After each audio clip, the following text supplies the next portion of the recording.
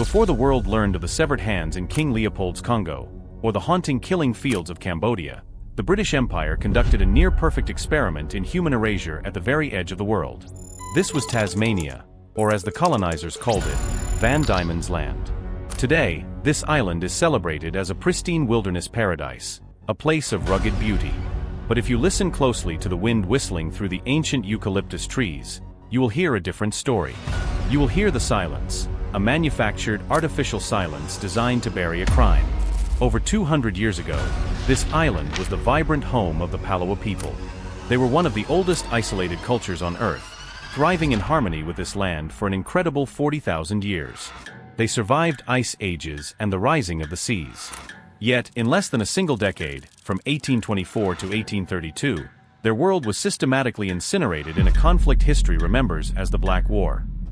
This was not a conventional war of two opposing armies.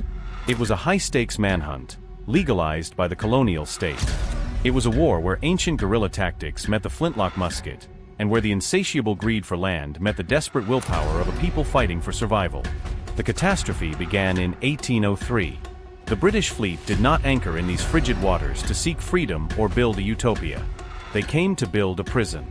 Van Diemen's Land was destined to be the Empire's dumping ground for the worst of the worst reoffending convicts who were too volatile to be controlled in Sydney. For the jailers and the jailed, the island was a living hell. But for the Palawa, the arrival of these white ghosts was a slow-motion apocalypse. The British arrived armed not just with muskets, but with a lethal legal fiction, terra nullius, the land of no one. In the eyes of British law, because the Palawa did not fence their land or build stone cities, they did not own it. To the Empire, the island was a blank canvas. By the early 1820s, a thirst for land took over the colony. The most fertile valleys, traditional hunting grounds for millennia, were suddenly fenced off for sheep. The lifeblood of the indigenous people, the kangaroos and the sacred sites, vanished behind barbed wire and stone walls. However, land was not the only thing being stolen. The settlers at the frontiers, often brutal ex-convicts, viewed the Palawa as less than human. When these men turned their violence toward Palawa women and children, they lit a fire of vengeance. Systemic abuse and sexual slavery became common. Palawa men who attempted to rescue their kin were murdered with total impunity, protected by a legal system that did not recognize their humanity. By 1824, the conflict shifted. It became a total war of national survival. Led by brilliant chiefs like Tongerlongter, the Palawa turned to the shadows.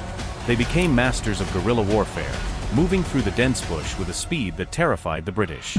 They struck isolated outposts and vanished before the military could react. Total fear gripped the colony. No settler felt safe, even in the heart of their own homes. Governor George Arthur, the man tasked with maintaining order, realized he was losing control to an invisible enemy. To regain power, he declared an all-out war against an entire race. As the 1820s drew to a close, the colonial government abandoned any pretense of justice. In November 1828, Governor George Arthur declared martial law. This declaration effectively turned the entire colony into a free-fire zone. Killing a Palawa person was no longer a crime, it was an authorized military act. To incentivize the massacre, the government posted bounties, £5 for an adult and £2 for a child. This blood money turned every settler into a hunter and every Palawa person into prey. Despite the terror, the Palawa resistance did not break. By 1830, under mounting pressure from London, Arthur launched the most ambitious military operation in Australian colonial history, the Black Line.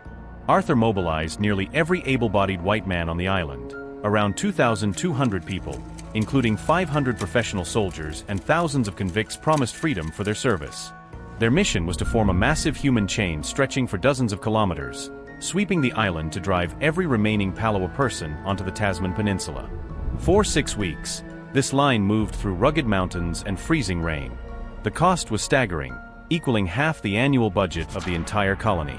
The result was a total humiliation for the British Empire. After weeks of marching and thousands of rounds of ammunition, the Black Line captured only a handful of people, most famously, an old man and a young boy. The Palawa had easily slipped through the gaps, mocking the military's inability to master the Australian bush. But this humiliation paved the way for a much deadlier method of erasure: deception.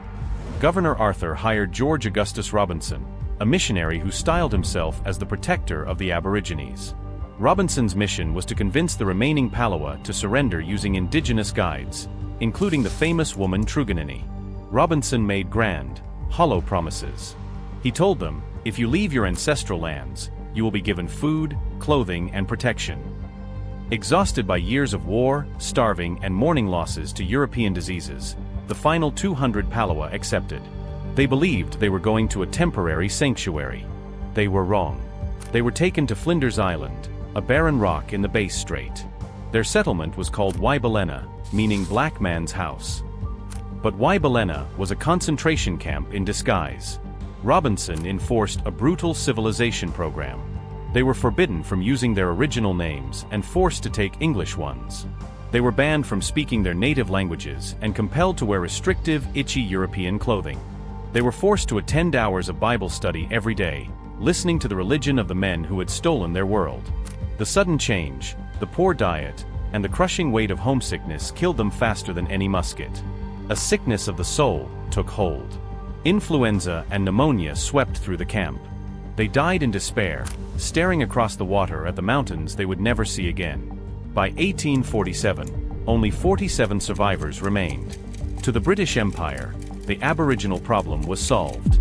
They declared the Palawa extinct, the greatest lie of the Black War.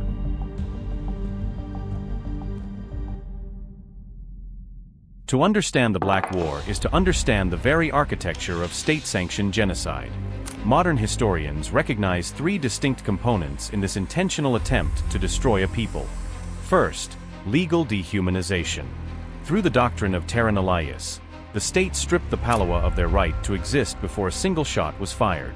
By defining them as nomads with no rights, they were legally erased. The law became the primary weapon of the thief. Second, state-sanctioned extermination.